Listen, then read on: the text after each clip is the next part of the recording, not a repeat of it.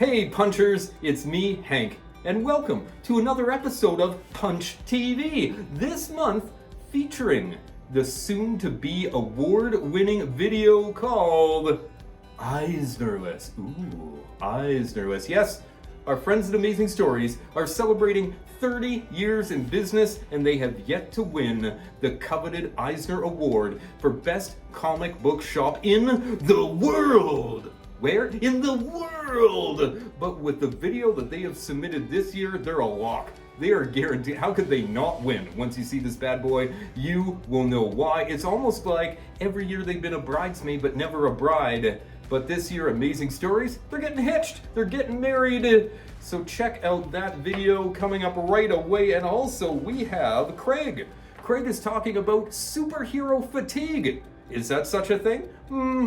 I think I have it. I'm tired all the time, and that's why I nap almost every day, just for a few minutes, refreshes the brain. Anywho, we also have Major Party's extended interview. A few extra minutes in there. Extended interview with not one but two web slingers. But before we get to that, Jody, Tony, Kathy, and I had the privilege of meeting with our new friend Zoltan at his sculptural garden, his art garden, his garden of sculptural delights, located at 707 Avenue J South, right here in Saskatoon. Now, Zoltan is a sculptor, a visual artist, a storyteller. Zoltan is an amazing human being. We spent an hour and a half meeting with him. We're going to show you some of what we discussed right here, right now. So here is Jody speaking with Zoltan right here on Punch TV. All right.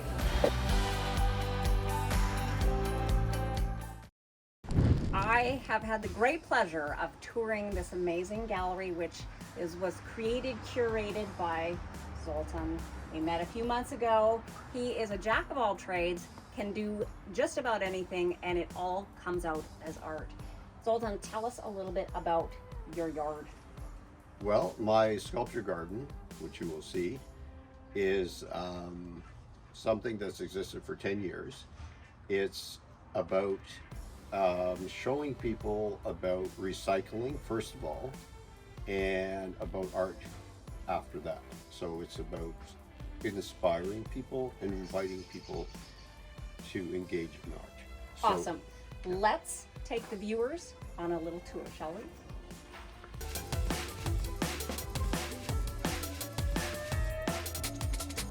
Recycling and using the materials that we throw away to create our sculpture. And you can see my work. There's a definite theme in that. I think you can see it. I hope you can. Throwing away, and even the tire urn. And there's a couple of them. There's one in the corner, too. These are sculptures, so they happen to be vessels. This is a blowout strip from a tire, so, and that one too. And so those are truck tires. So, but we formed the group to do art, but the mandate was to also show people, and that's why the sculpture garden is free to the public. So the public goes by and goes, oh, that's interesting. Look at the old burned out bed spring. Look at the old chairs, the ladder parts, whatever. Yeah, you can be creative. So part of it is the creativity. This is the biggest problem of artists, sculptors especially. We find used old metal. So that's from a farm implement, right? And that's a saw blade, and this is for roof. This is their roofing nails. Well, these are glued on. That's welded on. But this is cast, and the trouble with cast iron, especially in the cold, it'll fracture. So this fractured. So I just have to weld it back on. So that's part of the piece. But again, I mean, most of this stuff you can break, even if it's metal. If you know how to hit a piece of metal, you can break it, especially when it's cold. So that's part of what we have to deal with when we're trying to put sculpture out on public display or leave it outside. We have to understand this stuff. Well, the thing, with modern sculpture is it seems like the medium is the message, right? Where, Oh my God, Marshall McLuhan. but yes, good call, good Of pull. course. So, like, Wow.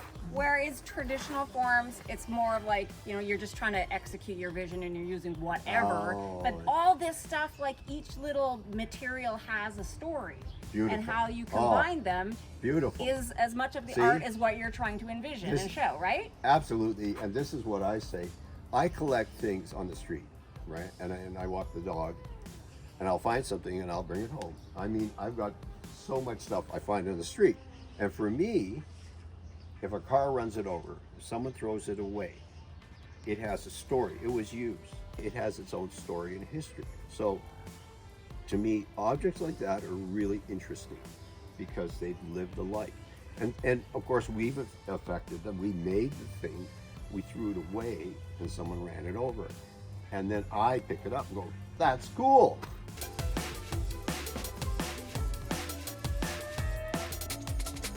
So how comfortable are you with people interacting? Because like a lot of your pieces are kinetic and they're meant to be moved, like you said. You know what? This has been here a decade, and I'm totally comfortable. And people ask, have you lost anything? I go, no. The only thing I lost, and it was okay, I had this other piece that's lying down. It's kind of a tree stump. Yeah. I had it there where the lady was, and eventually it kind of rotted because it was in the ground, which is fun. I had a little bicycle wheel. Some kid needed for his bike, and I go, oh, well, that's cool. Like, you know, the rimmer wheel. I go, well, that's, who cares, right? I've got 1,000 of those. So that's okay. That's the only thing, oddly enough. So it's surprising when you put it out here and it's free for people to look at. They respect the gift. So this is a good social experiment. Because there isn't anything, there's no like sign that says this is the grand gallery and don't come in or do come in or these are the hours or you know, do I not. invite people in. And if I get to talk to people and I see them, I go, anytime, have a seat. You know, respect, that's all it is. You get to sit here. You know, I'll talk to you, you can just meditate. And so it's the art garden. Punch TV is brought to you in part by Amazing Stories, providing Saskatoon with comics, games, toys, graphic novels, t-shirts, and more for over 22 years. Online at AmazingStoriesComics.com. In person on 8th Street in Saskatoon. So we are at Amazing Stories because we're filming a video for the Eisner Award. Amazing Stories, always a bridesmaid, never a bride. Nominated many times a finalist, never closed the deal. On our 30th anniversary, we're hoping that we can make the prize ours. So, what is an Eisner Award? The Eisner Award is the best comic book store in the world. Now, Amazing Stories has already locked down the Schuster, which is the Canadian version, but the Eisner is worldwide. So Worldwide?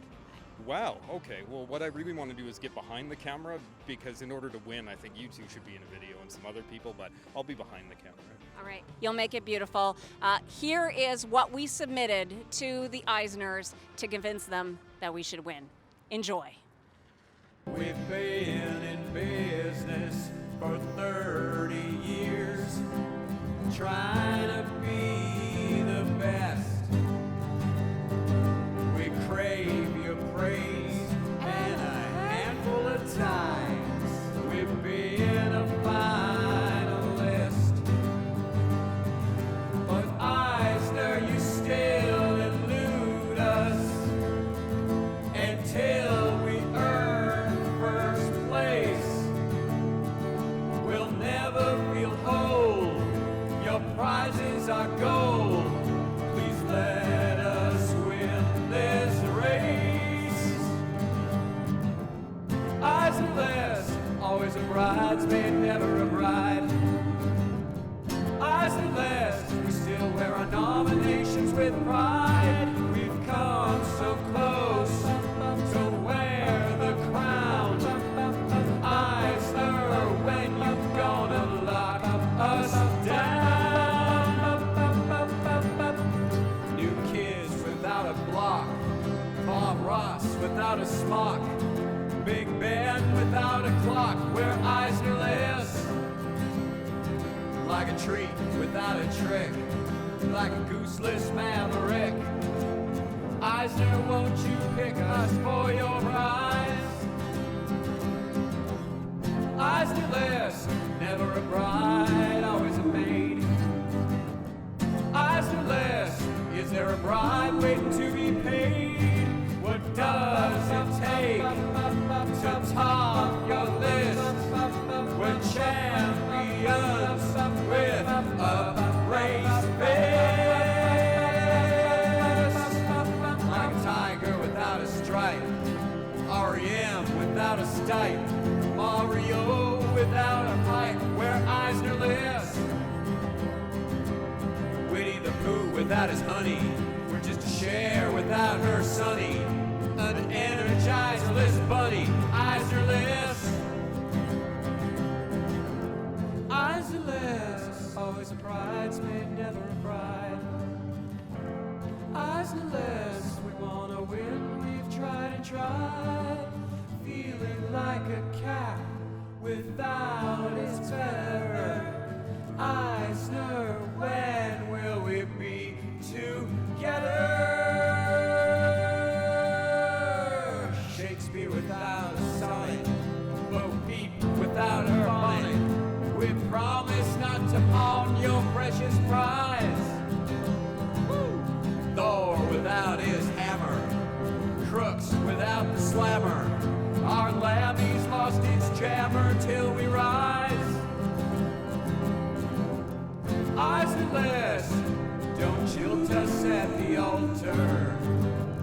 Eisner lives like a dude without his Walter. You've said we're worthy of recognition.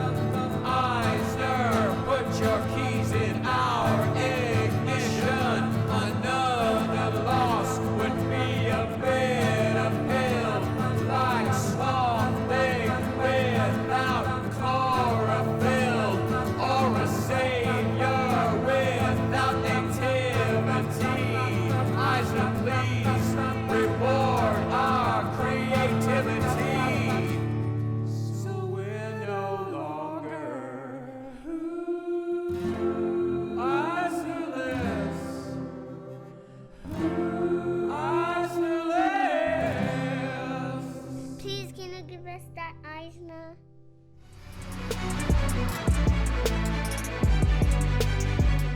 I'm Craig Silliphant, the Movie Geek, and I'm here to talk about superhero fatigue. I won't be able to unpack everything in 5 minutes, but hopefully I can leave you with some things to think about. I grew up reading a lot, including comic books. People used to say they were just cartoons of people in tights, but they were more than that. They had relatable heroes, people that you could see yourself in. But for most of my life, you couldn't see too many of these heroes on the big screen because the special effects weren't there yet. We had Superman in '78, Batman in '89, and then finally Spider-Man in 2002, and these movies brought our imaginations to life, big and bold on a screen in a darkened theater. Then Marvel Cinematic Universe came along and did a brilliant job of world building, and, well, DC made some movies too, I guess. Less successful, but still cool to see those heroes on the screen. And of course, there were tons of other movies based on great comics and graphic novels, from The Watchmen to Road to Perdition to Sin City. It was a glorious time to be alive, a constant stream of movies based on the books I loved growing up. And hilariously, the same people that used to stuff you into a locker for liking comic books now profess to be big fans of these things too. However, the last couple of years haven't been going as well, and now the word superhero fatigue gets thrown around a lot. All good things come to an end. Is it time for superhero movies to call it quits? Hollywood, driven by its fickle audiences, does a reset every decade or so. Westerns used to be a big thing, then lavish musicals. But remember when grunge music came along? Heavy metal had become bloated and was just repeating its cliches, and grunge was the final nail in heavy metal's coffin, at least back then. Filmmakers have also come along to disrupt stagnant movie trends. We saw it with the new Hollywood auteurs in the 70s. Then it was replaced by 80s blockbuster models with films like Jaws and Star Wars. That was somewhat replaced by the rise of 90s indie movies, Quentin Tarantino, Miramax Films, and so forth. So one might think that a new trend will emerge and superhero movies can take a back seat, which doesn't mean they go away. They still make westerns and musicals. It just means they wouldn't be the biggest thing in our culture anymore. But the problem is, this could also destroy the very idea of movie theaters. Between streaming, crummy theater experiences, COVID, and other factors, the middle class of movies has disappeared. Modest dramas, low-key thrillers, even comedies, those things have moved to streaming channels, including many brilliant big-name directors like Martin Scorsese, who has his own thoughts on superhero movies, but we'll just agree to disagree with Marty.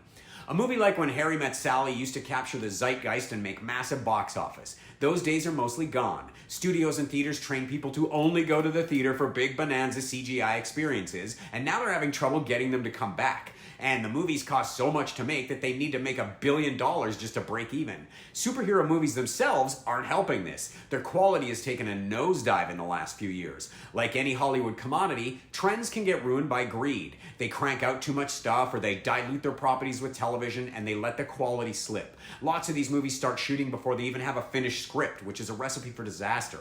Lately, they've also gone down the rabbit hole of the multiverse, which can be fun, but it's usually just another expression of greed. Studios love it because they can pull in old properties for fan service using nostalgia to sell movie tickets. Is it good? It doesn't matter. It's got Michael Keaton's Batman and Andrew Garfield's Spider-Man, which were terrible Spider-Man movies to begin with, so even nostalgia's a liar. But if they focus more on quality and not quantity, there wouldn't be this feeling of fatigue. We need more movies like Matt Reeves' The Batman or Spider-Verse films in recent memory. Movies that are focused on telling a good story first. If you build it, they will come.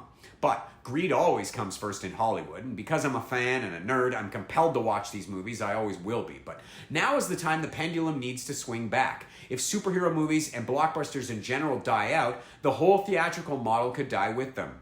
Audiences need to demand more with their dollars, but they also need to be open to big screen experiences that value storytelling. While we're definitely seeing too many superhero movies and big blockbusters in general, it doesn't have to cause fatigue. I'm hoping James Gunn can do good work now that he's taken over the DC universe. He knows the value of good storytelling. And I'd rather one brilliant superhero movie a year than 20 mediocre ones. I want superhero films that transport me back to how I felt when I was a kid. Not the nostalgia of it, but the very ideas and values in the storytelling that brought my imagination to life. Not just notions about how a man can fly or climb on the wall like a spider, but how they deal with their lives and their values. How great power means great responsibility. You can get fatigued by anything if they throw too much at you and the quality sucks. If they do the right thing, we can enjoy superhero movies on the big screen for years to come. Studios and especially audiences do have great power, but they'll lose it if they don't also consider great responsibility. I'm Craig Silliphant, the Movie Geek, and this was some things I thought about some stuff. Punch TV is brought to you in part by Amazing Stories, providing Saskatoon with comics, games, toys, graphic novels, t-shirts, and more for over 22 years. Online at AmazingStoriesComics.com, in person on 8th Street in Saskatoon.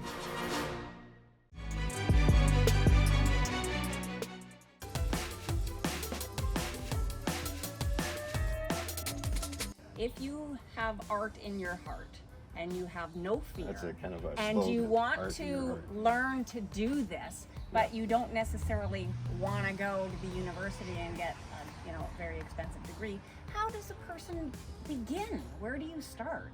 Well, that's why if we go back to our group, Prairie Sculptors, that has existed for now almost 41 years, started by Kim Ennis and Bill Epp and probably several other artists at the time. Maybe even Jim Corcoran was involved because he's still a member of our group, and Jim is past 75 in age. I think he was there at the beginning too, and others that I don't know of. So this kind of group hopefully is a place you can come, and I encourage people to, if you want to learn something, we're a resource, because some of us, I went to art school in my 20s and I'm 66, so that gives a lot of time to learn things, and I've always tried so many things, and then my friends are artists.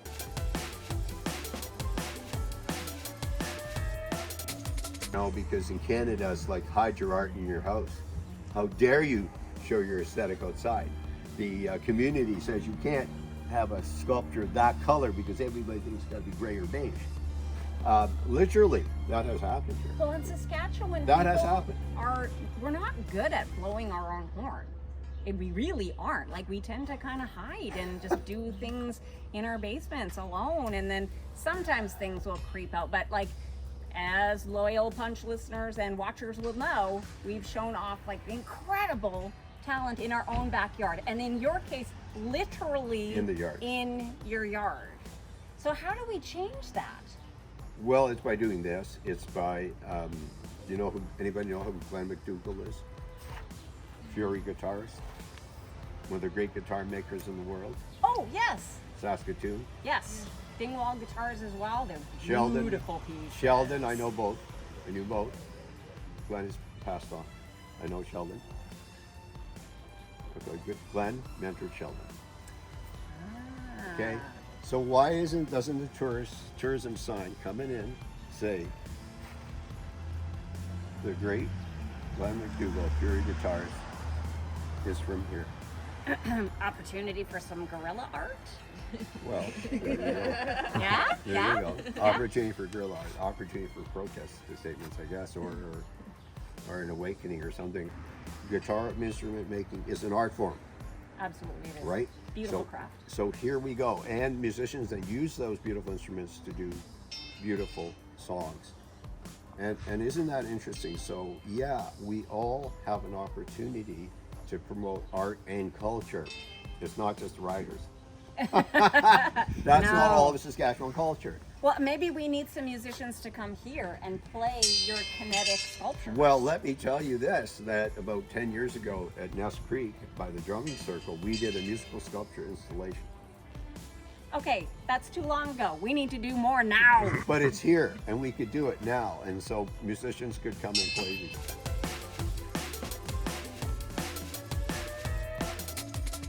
I think is important is the public doesn't quite realize the process of the artist, right? And that this is a process. So often stuff is out here in progress, and it's dynamic, it's not dead, it's living, it's evolving. So like this piece is not done. Started a piece, and it's going to have, you know, hanging pieces, but again, right?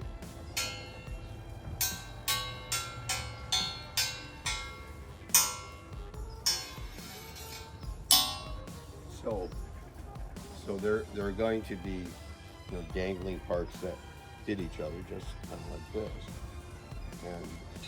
and it's got a visual element, and guess what? That's your ball. So it's going to swing in the wind. So you'll see that in a lot of my work. I'll be walking around with something like this. I'll be going, right? So depending on what you use, a wooden striker, and it's here for a reason. It's not for me to, you know, oh, it's high art, you know. It's got to be, no, art is for everybody. It's a sharing. It's not, it's not about owning in that sense.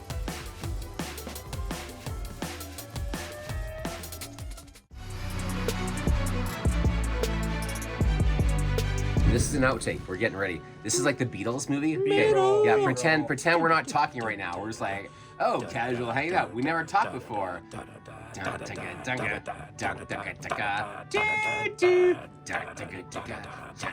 Okay, go away. I gotta do a show. Guys, go away. Okay, shh. Pretend we never met. There was no pre-interview. This is all off the cuff. Hey! No, go away. Go. Miles. You're not that cool yet. This is Major Party, and this is Major Party's Major Punch program. And right now, I have a very special guest, because right now, we have an amazing Spider-Man movie out that everyone loves. So tonight, I have Peter Parker's Spider-Man. Come on down. I am doing great. Peter Parker, how are you? I'm doing pretty damn good, actually, right now. How about you? I'm doing great. How is it being the original and best Spider-Man ever?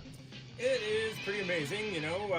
If my, if my parents are still alive, I think they'd be really proud of me. But it's pretty awesome. It's, there's a lot of pressure, but it's good being the best. Well, technically, only your uncle died. You're not Batman. But you know what?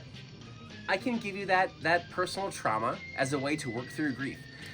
What is the best part of being Spider-Man? I've got the life of a 40-year-old man, and I don't have to do homework, and the teachers, everyone worships me. They don't have a clue that I'm Spider-Man, but yet somehow I do nothing all day at school, and then I go out and fight crime, and it's pretty awesome. Now keep in mind, we're dealing with many different Spider-Verses. So you may be the teenage Spider-Man, there is also the adult Spider-Man, and the college Spider-Man, and probably the boring, and then we have, oh, here we go! Miles Morales, the star of the brand new Into the Spider. Miles, come say hello to Peter Parker. Move over, old man. What? Welcome to the multiverse. I created this multiverse, by the way. So Miles, Not really, but you know. how does it feel to be the star of the most critically acclaimed Spider-Man movie series yet to date? Even though it's animated, without live actors, how does that feel? Miles, tell us! Well, just like Robin Williams said, it's hot. I feel hot. Damn hot, real hot. You know, crotch pot cooking.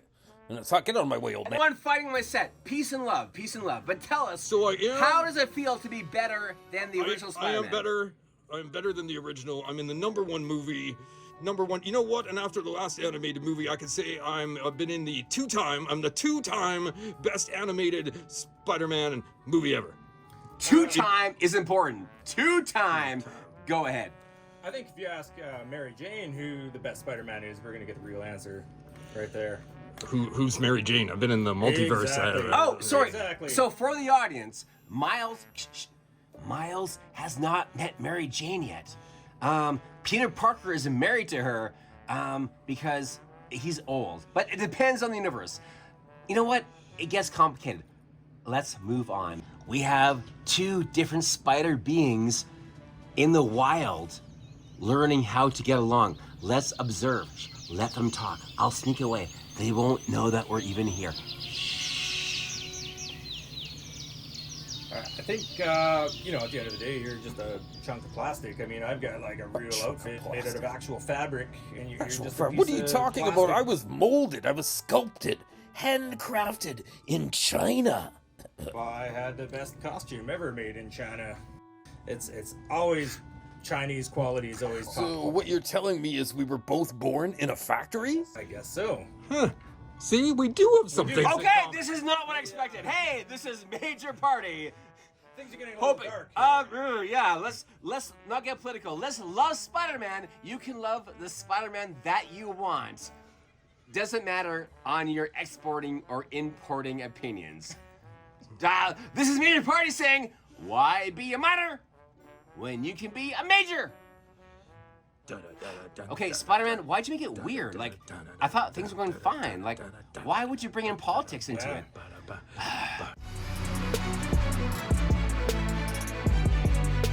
So that's it for this episode of Punch TV. Our thanks to Zoltan, to Mike from Glitch, and all the staff at Amazing Stories.